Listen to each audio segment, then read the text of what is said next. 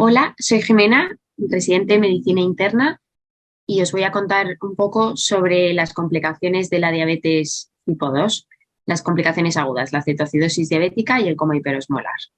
La cetoacidosis diabética y el coma hiperglucémico hiperosmolar son dos complicaciones de la diabetes. Eh, la, la- la cetoacidosis diabética es más frecuente que ocurra en la diabetes tipo 1.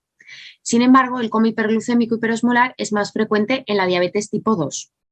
Se dan porque puede haber déficits absolutos o relativos de insulina y además un exceso de hormonas contrarreguladoras. En la cetoacidosis diabética lo que vamos a tener es cetoacidosis y hiperglucemia. En cambio, en el coma hiperglucémico hiperosmolar únicamente vamos a tener una hiperglucemia que generalmente va a ser más severa y no va a haber acidosis. La etiología.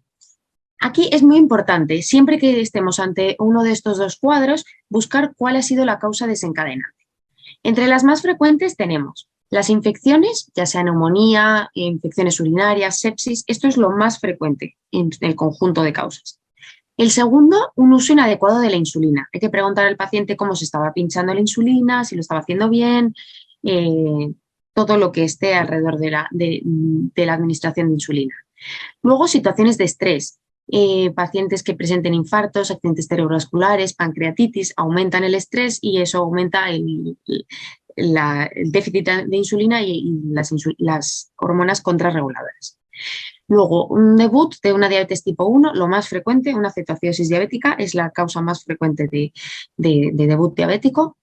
Otra es preguntar por fármacos que hayan empezado a tomar recientemente, sobre todo aquellos que alteran el metabolismo de los hidratos de carbono, por ejemplo, las glucocorticoides, las tiacidas, antipsicóticos atípicos, etc. Y por último, cuadros de deshidratación, diarrea, golpe de calor. Todo esto puede estar relacionado con la aparición de estos dos cuadros. En cuanto a los síntomas y signos, bueno, os he hecho aquí una pequeña tablita para que sea un poquito más sencillo. En cuanto a la cetoacidosis diabética, suele ser una presentación clínica rápida, menos de 24 horas. Se suele acompañar por la clínica cardinal de la diabetes, la poliuria, la polidipsia y la pérdida de peso. Puede ocurrir que haya clínica neurológica como letargia, obnubilación, focalidad neurológica. Sin embargo, en el coma hiperglucémico hiperosmolar esto es mucho más frecuente. También es mucho más frecuente que el coma hiperglucémico hiperosmolar sea más insidioso, una clínica de días, no tan abrupta como la cetoacidosis. En cuanto a la clínica abdominal, es mucho más frecuente en la cetoacidosis. Náuseas, vómitos, dolor abdominal. Además, es frecuente, perdón, que haya signos de deshidratación, con hipotensión y taquicardia, aunque esto lo veremos mucho más en el coma hiperglucémico hiperosmolar. La respiración de Kussmaul y el aliento afrutado va a ser característico de la cetoacidosis. En cuanto a la anamnesis, como os comentaba al principio, primero hay que buscar factores precipitantes. Si el paciente cumple o no el tratamiento, si ha habido fiebre, nuevos fármacos, etc. Luego buscar clínica infecciosa, que es la causa más frecuente que desencadena estos cuadros. Preguntar por tos, expectoración, disnea, dolor torácico, clínica que nos oriente de infección a nivel respiratorio. O clínica digestiva, náuseas, vómitos, diarrea, dolor abdominal y infecciones de orina, disuria, poliacuria, dolor suprapúbico, dolor lumbar, etc. Y por último, buscar causas de deshidratación, náuseas, vómitos, diarrea o golpe de calor, temperaturas extremas en verano, etc. En cuanto a la exploración física, hay que tomar las constantes, tensión, frecuencia cardíaca, frecuencia respiratoria y temperatura. Ver el estado mental, el grado de deshidratación con los signos típicos, signo de pliegue, las mucosas, cuantificar la diuresis en el paciente, y el resto de exploración física habitual por aparatos buscando cuál es el desencadenante de este cuadro. En cuanto a las pruebas complementarias, a todos los pacientes pediremos una gasometría en sangre arterial. Podemos incluso, si tenemos en nuestro hospital, hacerla en la sala de emergencias para tener el resultado de la gasometría cuanto antes y ver si tenemos una acidosis acompañante o no. Un electrocardiograma y según el contexto clínico, un poco de lo que hemos hablado, igual de acuerdo a los hallazgos que encontremos en la exploración, pues placa de tórax, hemocultivos, amilasa, lipasa si sospechamos una pancreatitis, buscando el desencadenante. En cuanto a la analítica, es importante que veamos glucosa, iones, función renal, orina con cuerpos cetónicos, cetonemia, si tenemos disponible tiras en el hospital, esto en pediatría lo suelen tener, en mi hospital, por ejemplo, en pediatría la tienen en urgencia de adultos no, pero si estamos ante un caso, uno se acerca a pediatría y te dan tiras para ver la cetonemia y lo sabemos mucho más rápidamente, mientras sale la orina con los cuerpos cetónicos. Pedir la osmolaridad en el plasma y el ANECAP. Bueno, cuando estamos ante una hiperglucemia, lo primero que tenemos que ver es si estamos hablando de una acidosis metabólica o no. Cuando vemos que la osmolaridad es muy alta, directamente ya estamos viendo que es un coma hiperosmolar y que lo vemos también con la gasometría. Un pH normal, pues ya nos habla de un coma hiperosmolar.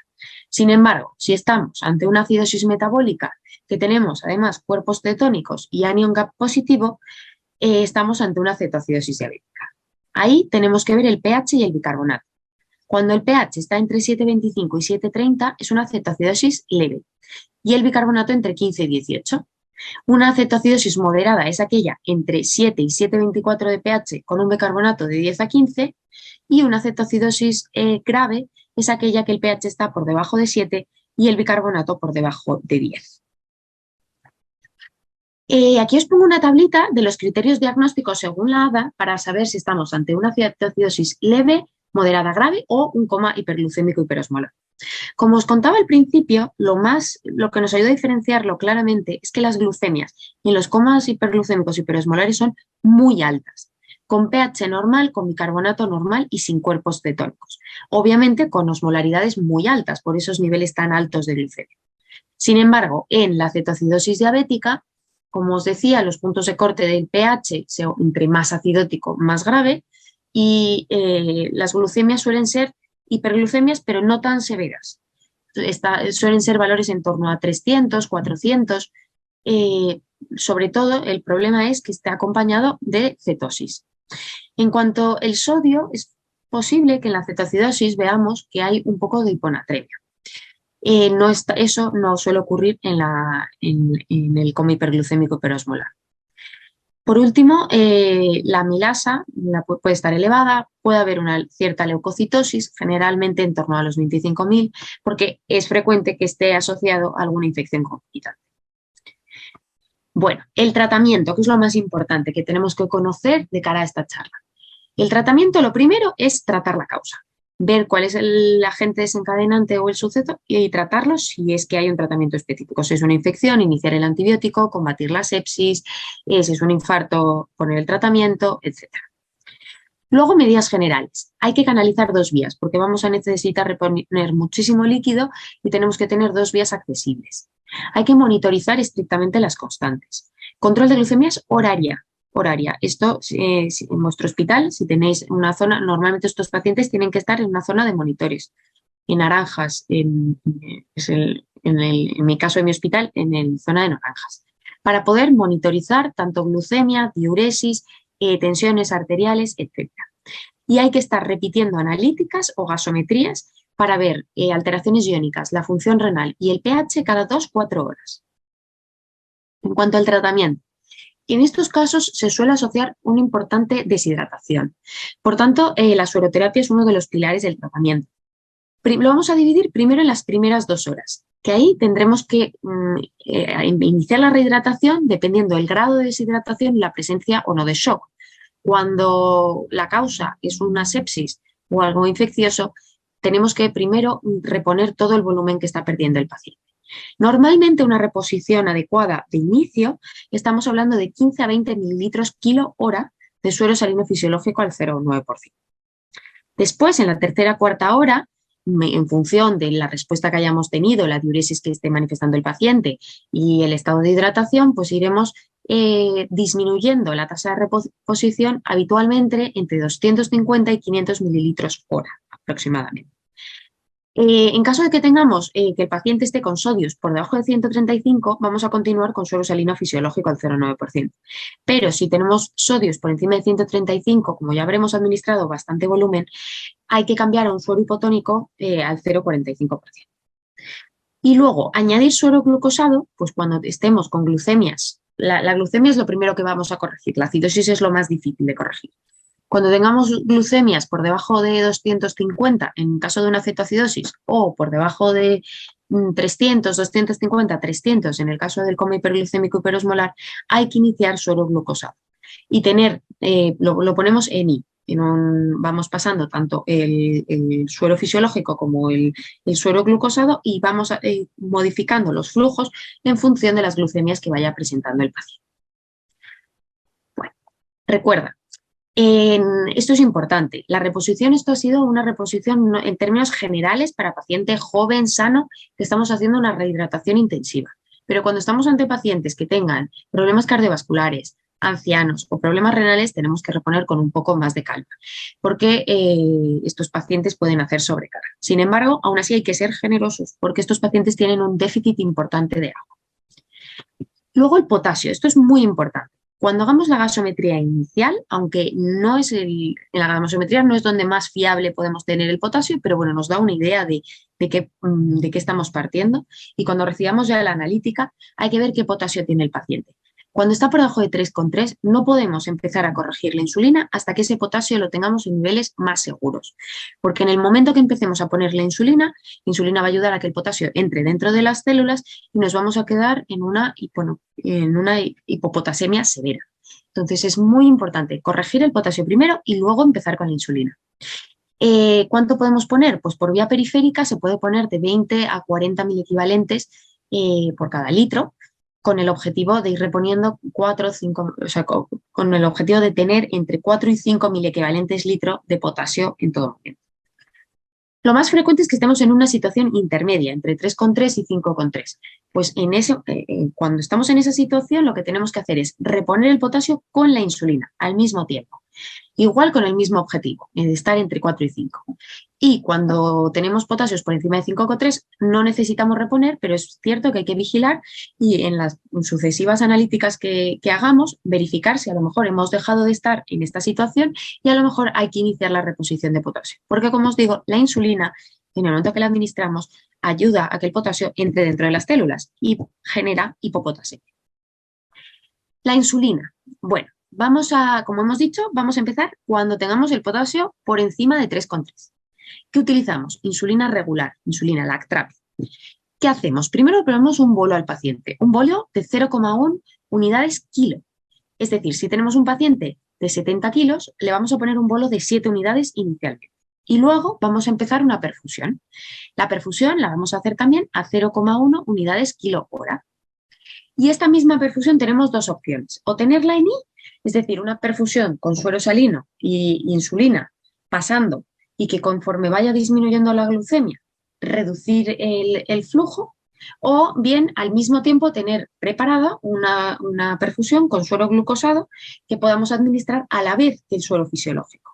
De manera que cuando lleguemos a glucemias entre 250-300 o cerca de los 200 en la cetoacidosis, podamos iniciar con glucosa para poder ir manejando poco a poco la glucemia y reponer todo el déficit de insulina. Porque, como os digo, la glucemia va a bajar antes, pero el déficit de insulina es mayor.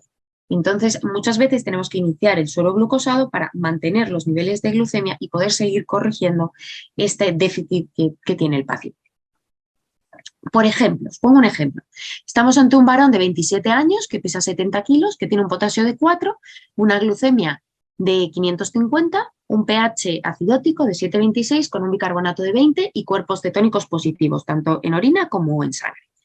¿Qué hacemos? Como pesa 70 kilos, le ponemos un bolo de 70 unidades de Actrapid, un bolo inicial, y luego una perfusión en la que vamos a diluir suero salino fisiológico con insulina, 50 unidades de suero salino fisiológico en 500 mililitros de suero. Con esto vamos a tener una perfusión con una dosis de 0,1 unidades kilo hora. De esta manera vamos a hacer que el paciente esté administrándose 7 unidades la hora. La glucemia va a bajar, como hemos dicho, pues de 50 a 70 miligramos de decilitro la hora. Y en este caso, como os dije, este paciente tenía un potasio de 4. Por tanto, hay que iniciar la reposición. Hasta que no estemos por encima de 5,3 no hay que quitar el potasio, porque en cuanto empecemos la perfusión de insulina va a bajar ese potasio. Así que tenemos que mantenerlo. ¿Cuánto le reponemos? Pues unos 20-30 miliequivalentes en cada litro de suero fisiológico que le administremos. ¿Cuándo cambiamos a insulina subcutánea? Bueno, pues primero tenemos que conseguir que la glucemia esté por debajo de 200, en el caso de la cetoacidosis, que tengamos un anion gap por debajo de 12 y un bicarbonato un bicarbonato normal y un pH normal. Cuando tengamos ese estado, o si estamos en un coma hiperglucémico hiperosmolar, cuando tengamos glucemias por debajo de 250-300 y el paciente además pueda tolerar dieta oral, entonces es cuando vamos a administrar la insulina subcutánea. Es importante que no podemos quitar la perfusión. La perfusión la vamos a mantener al menos 2 horas después de haberle administrado la insulina subcutánea. ¿Por qué?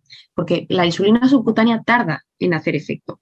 Si quitamos inmediatamente la perfusión, el paciente va a volver a hacer hiperglucemia de rebote. Entonces, administramos la insulina subcutánea, dejamos la perfusión 2 horas más, vamos controlando las glucemias y cuando hemos comprobado que el paciente tolera la dieta y que las glucemias se mantienen, entonces quitamos la perfusión continua. En cuanto al tratamiento con bicarbonato, este es controvertido. Esto es en casos extremos, cuando tenemos pHs muy acidóticos por debajo de 6,9 y o hiperpotasemia. Y la dosis generalmente es un miliequivalente kilo que lo disolvemos en 250 a 1000 mililitros de suero salino, generalmente hipotónico, a pasar en torno a 1. Pero esto, como os digo, solo se administra cuando estamos hablando de pHs muy acidóticos, por debajo de 7. Y en cuanto a la resolución del cuadro, pues diremos que el paciente tiene el cuadro resuelto cuando tolere la dieta, en ambos casos, dieta oral, no tenga vómitos, no tenga ningún tipo de síntoma digestivo. En la cetoacidosis, cuando hayamos corregido el anion gap, el bicarbonato y el pH. Y en el coma hiperglucémico hiperosmolar, cuando hayamos recuperado el nivel de conciencia y tengamos osmolaridades por debajo de 300.